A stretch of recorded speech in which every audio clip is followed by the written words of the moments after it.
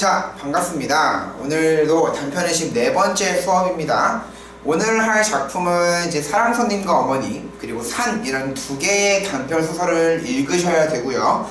이 수업은 책을 다 읽고 나서 들으셔야 됩니다. 혹시나 지금 영상을 보고 계신데 책을 안 읽으셨다면 영상을 멈춰두시고 영상 보지 마시고 책을 먼저 읽고 나서 이 영상을 보셔야 됩니다. 아시겠죠?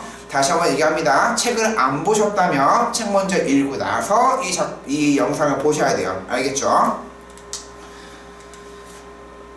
자, 오늘 볼 첫 번째 작품은 사랑손님과 어머니라는 작품입니다. 이 사랑손님과 어머니 아마 여러분들 많이 들어봤을 겁니다. 들어봤을 텐데 먼저 줄거리부터 같이 보도록 할게요. 자, 주인공 오키입니까? 아니죠. 자, 우선 줄거리 볼게요. 요키라는 이제 여자아이가 등장을 합니다. 6살날 여자아이가 등장을 하는데 이 오키는 홀로 된 어머니와 살고 있고요. 아버지가 오키가 태어나기 한 달 전에 죽은 걸로 나오고 있습니다. 그리고 중학교에 다니는 외삼촌, 삼촌인데 중학생이고요. 그 다음에 이렇게 셋이서 살고 있는 집에 아버지의 친구, 이게 이제 제목에 있는 사랑손님이죠. 그쵸? 아버지의 친구이자 학교의 선생님으로 있는 아버지의 친구 사랑손님이 등장을 합니다. 그리고 어머니가 있는 이 집에 사랑방 손님이 있는 장소에 하숙을 하게 돼요. 한 집에서 이제 돈을 내고 살 집이 없어서 하숙집에서 같이 살게 됩니다. 그러면서 사건이 시작됩니다. 아저씨는 자꾸 오키에게 엄마에 대해서 물어봐요. 왜 물어볼까? 왜 아저씨가 자꾸 엄마에 대해 물어볼까요? 그렇죠. 아저씨는 어머니를 지금 좋아하고 있어요. 호감을 느끼고 있습니다. 좋아하고 있어요. 그리고 어머니는 오키가 아저씨 방에 놀러갈 때 예쁘게 단장시켜서 놀러가게 한다거나 아저씨가 좋아하는 달걀을 많이 사는 장면, 이거 아주 중요하죠. 달걀을 많이 사는 장면, 서로에 대한 호감이 드러나고 있습니다. 어머니도 어쨌든 아저씨에게 호감을 느끼고 있습니다. 아빠가 없는 오키는 아저씨와 점점 친해지고 있고 아저씨가 아버지가 되어주면 좋겠다고까지 이야기를 합니다. 그러면 끝났네? 왜 둘이 만나면 되겠네? 자, 이야기하지만 아저씨는 얼굴이 홍당무처럼 빨개진다. 부끄럽죠? 부끄러워요. 아저씨의 성격이 드러나네요. 부끄럽습니다. 그러면서 화를 내요. 오키는 어머니를 기쁘게 하려고 유치원에서 몰래 꽃을 가져와서는 아저씨가 주었다고 이야기를 합니다. 어머니는 얼굴이 빨개지면서 아무에게도 얘기하지 말라고 했고 꽃을 찬송가 책갈피처럼 끼워서 간직을 합니다. 하루는 밤에 아저씨랑 방에서 놀다가 졸려서 안방으로 들어오려고 일어서니까 아저씨가 하숙비랑 하얀 봉투를 줍니다. 어머니는 그 봉투를 받아들자 갑자기 얼굴이 파랗게 지내는데 거기에는 지전 몇 장, 돈과 그리고 하얀 쪽지가 한 장 들어있었습니다. 자, 이게 무슨 내용이었냐? 자, 같이 이어서 볼게요. 며칠 후에 어머니가 아저씨에게 손수건을 갖다 드리라고 했는데 무슨 종이 같은 게 들어있었습니다. 근데 그걸 갖고 아저씨 얼굴이 파래졌어요. 어머니는 구슬픈 곡조에 풍금을 타기 시작을 합니다. 아니, 아까 그 쪽지 내용이 뭐였을까? 아저씨가 오키한테 봉투를 주면서 그 안에 이제 조금의 돈과 그리고 쪽지를 줬는데 내용이 뭐였을까요? 뭐였을 것 같니?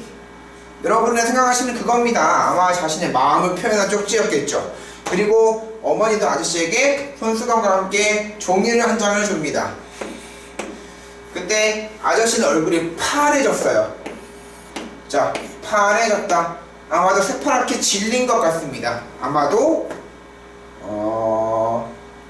어머니가 아저씨의 그 고백을 받지 않은 것 같죠. 그러면서 어머니는 동시에 슬픈 곡조에 풍금을 타기 시작합니다. 풍금이라는 건 악기입니다. 슬픈 노래를 연주하기 시작을 한 거예요. 며칠 뒤 아저씨는 다시 돌아올 거야는 오키의 물음에 답하지 않아서 짐을 챙겨 떠나버립니다.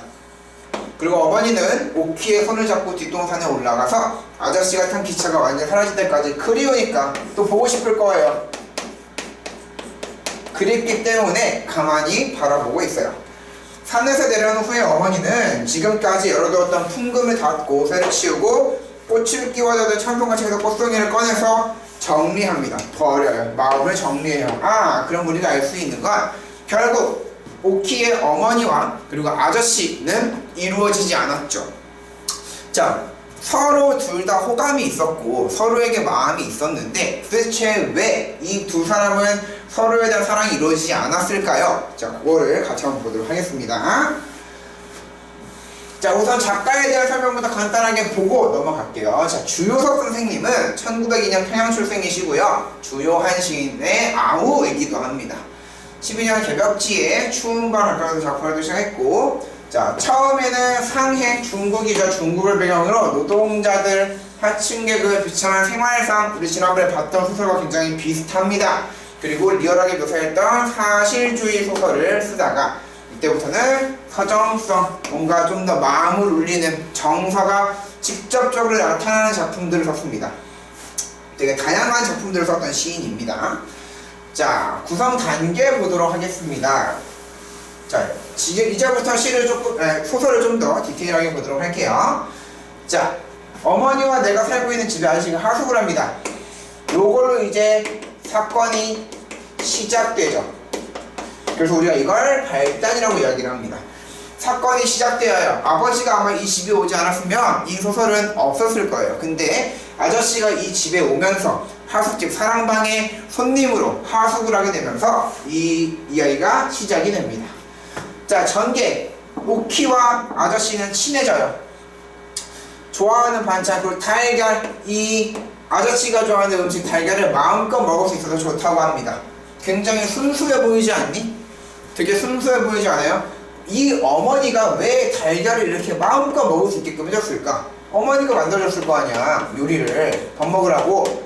근데 왜 이렇게 달걀을 마음껏 줬을까요? 왜? 어머니는 누구에게 호감이 있었으니까? 바로 아저씨에게 호감이 있었으니까. 그럼 이 달걀이라는 건 어머니의 마음을 표현하는 하나의 수단이 되기도 하겠네요. 그리고 그냥 이 오키라는 어린 6살 여자아이는 그냥 그저 이 아저씨가 엄마를 좋아하든지 엄마가 아저씨를 좋아하든지 그냥 달걀을 마음껏 먹을 수 있다는, 즉 순수함이 드러납니다. 그쵸? 자, 어머니에게 아저씨는 관심을 가지지만 어머니는 항상 떨리는 모습이에요. 별표. 엄청나게 중요합니다. 자, 어머니는 항상 떨리는 모습이다. 아저씨는 어머니를 좋아해. 호감이 있어요. 근데 어머니는 항상 떨리는 모습이에요. 여기에서는 두 가지로 우리가 유추해 볼 수 있습니다. 당연히 어머니가 아저씨 좋아하는 건 앞에서 얘기했죠. 호감이 있어요. 관심이 있지만 떨리는 모습이라는 건 정말 좋아서 떨리는 걸 수도 있고, 가장 중요한 건 바로 뭐냐? 사회적으로 우리가 알아야 할 배경이 하나가 있습니다. 자, 옛날 이 소설이 쓰였던 1900년대 초반의 당시에는 정말 안타깝게도 남편이 없는 아내를 우리가 과부라고 불렀어요. 남편이 없는 아내를 과부라고 불렀는데, 이 과부는 정말 안타깝게도 하나의 죄와 같이 사회적으로 생각을 했습니다. 아니, 당연히 우리가 지금에서 보면 남편이 없는 이 여성의 모습을 당연히 뭐라 할 필요가 없죠. 그냥 그 사람들의 하나의 생활인데, 근데 옛날에 사회적으로는 여러분도 아시겠지만 남성과 여성 중 남성이 훨씬 더 우월한 주위에 어떤 사회적인 배경이 있었기 때문에 그 남성을 모시지 못했다라는 죄로 이 과부는 죄인처럼 취급을 당했었습니다. 그러니 어머니가 떨리는 모습은 과부인 자신을 좋아하는 남성에 대한 모습. 이러면 안 되는데, 이 남자가 나를 좋아하면 안 되는데 라는 어떤 사회적인 인식. 그리고 만약 이렇게 돼버리면 또 욕을 먹게 되는 건 누구야? 그렇죠. 바로 어머니의 딸인 오키, 나로 등장하는 오키. 과부의 딸과 동시에 과부인데 다른 남자와 또 살게 되면 또 사람들에게 보여지는 어떤 나쁜 부정적인 인식들 때문에 그것을 두려워하는 설렘도 있을 수 있지만 그와 동시에 두려움도 같이 등장을 하는, 그래서 떨리는 모습이 바로 그러한 내용입니다. 아주 중요합니다.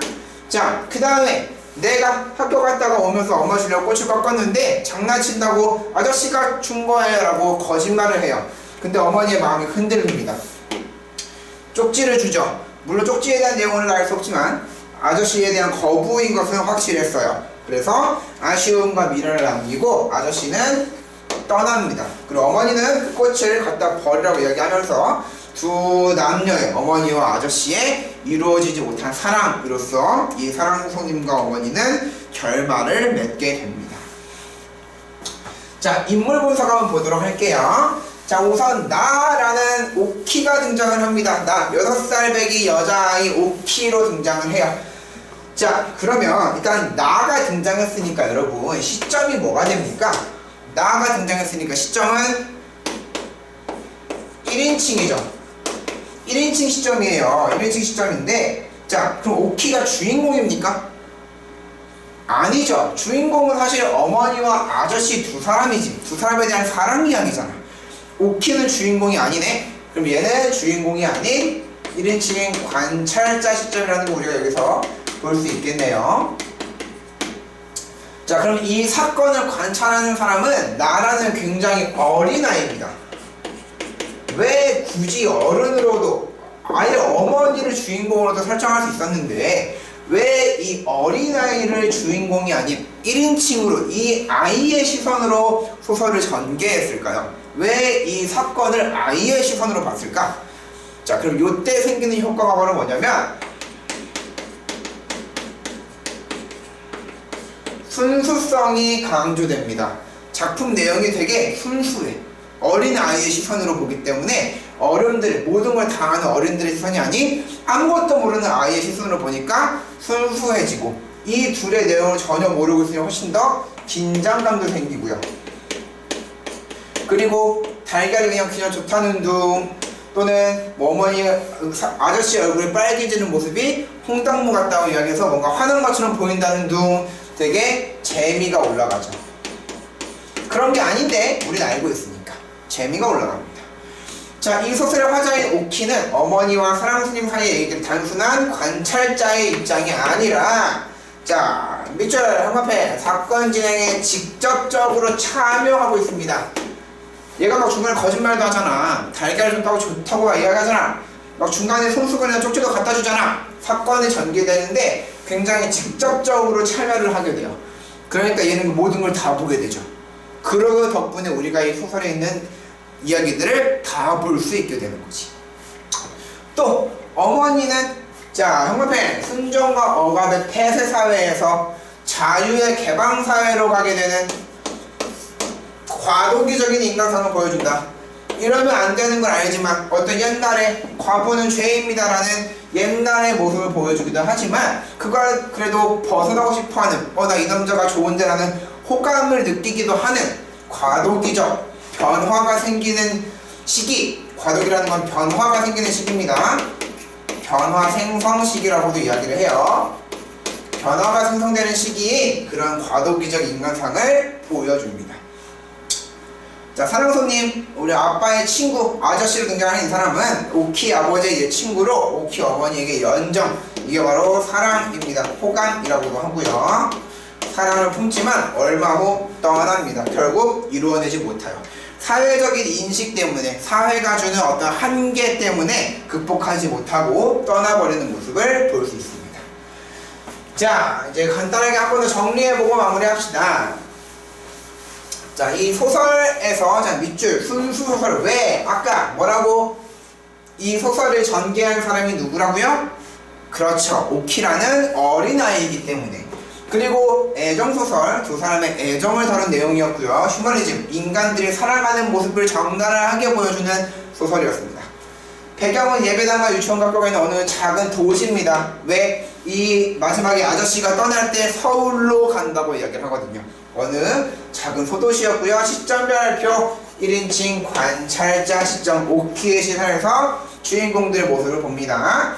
예술적 향치와 자연주의적 색채를 강하게 풍기는 서정적이고 사실주의적 문체, 여성적 색채, 과부의 이미지, 그리고 아이, 어린아이, 여성아이, 여자아이의 이미지가 강하게 나타나고요. 갈등, 순종과 억압이라는 인습과 자유로운 사랑의 감정이 vs 감정, 갈등을 하게 되죠. 사회와 개인 간의 갈등이 발생하기 시작을 합니다. 주제, 인습과 기성윤리를 얽매이지 못하는 어머니와 사랑송 사이의 그 사랑과 갈등에 대한 내용이었습니다. 아마 이 소설을 여러분들도 꽤나 익히 많이 들어보셨을 거기 때문에 읽어보시면서도 재미를 느끼셨을 거고요. 같이 한번 이 소설에 대한 내용을 정리해봤습니다. 자, 그럼 이번엔 다음에 산이라는 작품을 보도록 할게요. 이것도 마찬가지로 여러분 또 강조하지만 책을 읽고 나서 이 영상을 보셔야 합니다. 이 산이라는 작품은 진짜 쉬워요. 너무너무 쉬워요. 자, 볼게요. 줄거리 보겠습니다. 자, 중실이라는 사람이 주인공입니다. 이 사람이 주인공인데 머슴살이 어느 한 집에서 온갖 굳은 일을 다 하는 노비처럼 살았어요. 머슴살이에서. 근데 쫓겨납니다. 왜 쫓겨나? 얘 왜 쫓겨나요? 그쵸, 오해가 생겨요. 무슨 오해? 그 당시에 이제 영감, 김영감 이런 데에서 머슴살이를 했는데 그 김영감의 다른 부인, 그 김영감의 부인과 이제 바람났다고 이야기를 합니다. 오해야, 사실이 아니야. 그래서 중실이 무려 7년 동안 이 집에서 머슴살이를 했는데 그냥 요 사건, 그것도 사실이 아닌 오해 때문에 쫓겨나게 돼버려요. 자, 그래서 얘가 결국 산으로 들어가기로 결심합니다. 자연으로 가기로 결심해요. 산속에 들어가 자연의 일부가 되는 모습. 자, 우리 이제 이런 거 사자성어 너네 어휘 외웠잖아. 자연과 하나가 되는 것 사자성어로 뭐라고 하냐? 바로 물, 아, 일, 체라고 이야기를 하죠. 자연과 하나가 됩니다. 자연물과 하나가 되는 거예요. 일체, 한 몸이 되는 겁니다. 자연과 더불어 사는 소박한 삶의 추구라는 주제를 빼는 작품이다. 중신이라는 이 주인공은 산이 마을보다 몇 갑절이나 살기 좋더라, 몇 배나 더 살기 좋다고 생각하면서 산에 들어오기 전에 김영감에게 받았던 푸대접을 떠올려 봅니다. 그러면서 이제 왜 쫓겨나는지가 나와요. 김영감의 첩을 건드렸다는 오해를 받고 7년간의 머슴살이가 끝나버립니다. 그리고 뭐 돈이라도 갖고 나왔냐, 그래도 7년 동안 고생했으니까가 아니라 그냥 아무것도 얻지 못한 채 쫓겨나버려요. 얼마나 억울해. 사실도 아니고 그저 오해에 불과한데 집을 나와서 보니까 갈 데가 없어. 7년 동안 여기서만 먹고 살고 지냈으니 갈 데가 없습니다. 자신의 배신하지 않을 곳은 산밖에 없다고 생각을 해요. 그래서 결국 산으로 들어오게 됩니다. 중실은 산에서 꿀을 따먹고 산불에 타 죽은 노루고기를 먹고 부드럽게 깔린 가랑잎 위에서 잠을 자면서 자연의 아름다움에 푹 빠져듭니다. 아하, 자연이 좋아 죽겠대, 자연과 하나가 되겠대. 우리가 그걸 사자성어로 물아일체라고 이야기를 합니다. 자, 이어서 그러나 한 가지 그리운 것이 있었대. 우리 산에서는 소금을 얻을 수 있어 없어? 없지. 소금은 바다에서 났는데 어떻게 소금을 얻어. 근데 정작 음식을 먹으려니까 싱거워, 밍밍해, 뭔가 이 짠 도파민이 부족해. 짠 도파민이. 그래서 한 가지 그리운 것, 소금이 그립습니다. 그래서 소금을 얻고자 하는 마음으로 나무를 팔 겸 돈도 벌 겸 마을로 내려와서 이제 필요한 물건들, 감자, 냄비 이런 것들을 사러 이제 내려갑니다. 마을로 내려가요. 산에서 마을로 갑니다. 그때 김영감의 첩이 최석이와 도망갔다는 소식을 들어요.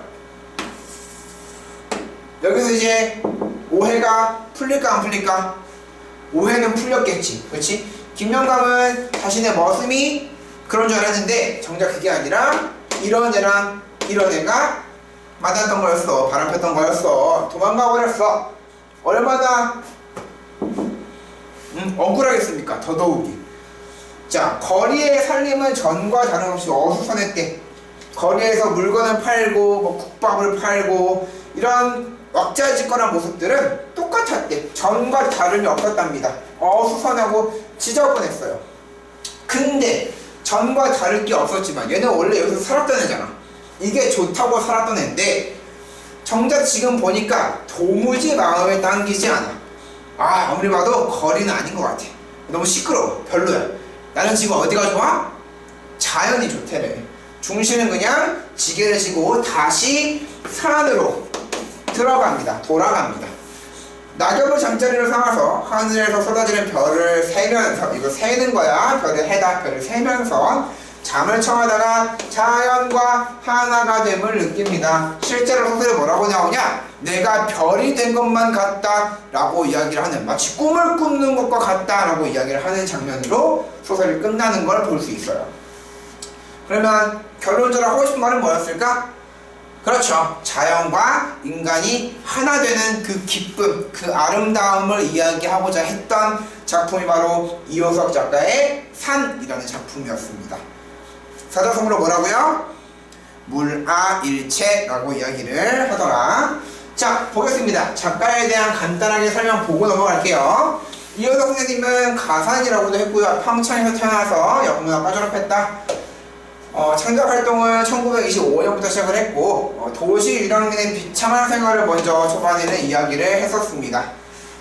그러면서 점점 시간이 지나면서 향토적, 이게 바로 어떤 고향의 이미지, 구수하고 그리웁고 따뜻한 향토적 고향의 이미지가 점점점 강하게, 도시에서 고향의 자연의 이미지가 훨씬 더 강한 소설들을 쓰기 시작을 합니다. 그래서 우리가 지금 봤던 산이라는 작품도 도시의 이미지가 아닌 산의 이미지, 왜 이 사람이 더욱더 산을 좋아하게 됐는지를 알 수 있는 내용입니다. 자, 이어서 보도록 하죠. 구성, 발단당, 발단 전개, 위기 저정, 결말부터 보도록 하겠습니다. 머슴살이에서 쫓겨난 중실은 온갖 잡목에 묻혀 자신이 나무가 된 느낌. 잡목, 엄청나게 많은 나무들에 묻혀서 자신이 나무가 된 느낌을 가져요. 자연과 하나가 됐네요. 꿀을 따서 먹고 불에 타주고 노루를 먹고 살 것도 있어. 나무를 팔아서 생활을 꾸리고요. 김영감네 첩이 주랭 도망가고 또 알게 됐어요. 소금이 필요해서 내려갔다가, 그리고 올라와서 다 좋아, 너무 좋아. 그러면서 자기가 용녀라는 여인을 생각합니다. 아마도 이 사람을 이제 중실이 사랑을 보내는 한 여인, 사모한다라고도 이야기를 하는 사랑하는 여인으로서 등장을 합니다. 물론 이거는 생각하는 거예요. 실제로 같이 살았다라는 게 아니라, 이 여자와 함께 살았으면 더 좋겠다 라고 이야기를 하는, 물론 혼자 산에서 살고 있고요. 그래서 잠을 자고요, 별이 되는 느낌을 느껴한다. 우리 이런 걸 꿈과 같다. 그래서 몽환이라고도 이야기를 합니다. 꿈과 같다, 꿈 같고 환상 같다, 몽환이라고 이야기를 합니다. 적어 놓으세요. 자, 인물 분석 보겠습니다. 중실, 주인공입니다. 그치만 나가 등장하지 않죠. 그래서 1인칭이 아니라 3인칭일 거고, 아마도 중실의 어떤 억울한 마음, 이런 것들이 등장을 하기 때문에 전지적 작가 시점이라고 이야기를 할 겁니다. 주인공이고요. 산에 들어가서 자연과 하나가 되는, 자연과 동화된다. 하나가 된다. 합쳐진다. 자연처럼 된다. 주인인 김영감의 오해로 쫓겨나와서 자연과의 교감을 갖게 됩니다. 김영감 주인이지만 실제로 등장하지는 않아요. 오해를 하게끔 얘를 쫓아낸 인물이죠. 용녀 중실이가 그리워하는 여인이에요. 하지만 얘도 등장하지 않아요. 둥글게, 이게 김영감의 첩, 아까 얘랑 바람났다고 오해하게 된 사람이죠. 그렇지만 실제 등장하지는 않습니다. 이 소설은 누구만 나와요? 중실만, 주인공만 나옵니다. 자, 배경 보겠습니다. 가을이라. 왜? 낙엽이 아까 있다고 했거든. 낙엽을 하늘 삼아서 누워있다 했거든. 떨어져 있다 했거든. 그래서 배경은 가을이고요. 당연히 공간은 산이겠죠. 그러니 자연과 있는 모습이 어때? 굉장히 낭만적이야. 그리고 노루고기 이런 것들을 묘사했고요. 그래서 너무 기분이 좋아. 이 사람의 정서가 너무나도 편안해졌어. 서정적입니다. 자, 시점 나오네요. 별표 전지적 작가 시점. 그러면 3인칭 관찰자와 전지적 작가 시점의 차이는 뭡니까? 그렇죠. 3인칭 관찰자 시점은 말 그대로 나 저 두 사람 몰라. 정말 그냥 저 사건만 보고 있는. 하지만 작가는 저 두 사람의 성격이나 심리를 다 알고 있죠. 그렇기 때문에 작가는 모든 걸 다 알고 있다. 전지적이다. 다 안다라고 해서 인물의 심리, 어떤 성격, 자신의 속마음들을 다 알게끔 다 소설에 나와 있는 것을 작가의 시점으로 보고 설명했다고 해서 전지적 작가 시점이라고 이야기를 합니다. 인물, 향토적인 자연, 고향의 이미지 뿜뿜하면서 자연과의 교감으로 행복을 느끼고 자급자족한다. 자기가 벌어먹고 나무를 패서 나무를 팔고 필요한 걸 사고 냄비나 소금 같은 거 자급자족하면서 사는 인간이고요. 자연과 동화된, 자연에 동화된 삶을 이야기하면서 인간의 자연에 동화된 소박한 삶과 자연의 인간적 애욕, 내가 사랑하고 욕심나는 모습들, 그리고 굉장히 순수한, 오로지 자연이면 끝! 너무 좋아! 라는 순수한 아름다운, 순수한 미학을 추구하는 게 바로 산이라는 작품의 내용이었습니다. 지금까지 사랑 손님과 어머니 그리고 산 이 두 개의 작품을 보시면서 내용 같이 따라오시느라 고생하셨고요. 이제 여러분들 다 읽은 내용들을 학원에 오셔서 해당 내용에 대한 문제와 그리고 에세이, 글을 쓰는 것까지 완료하시길 바랍니다. 고생하셨습니다.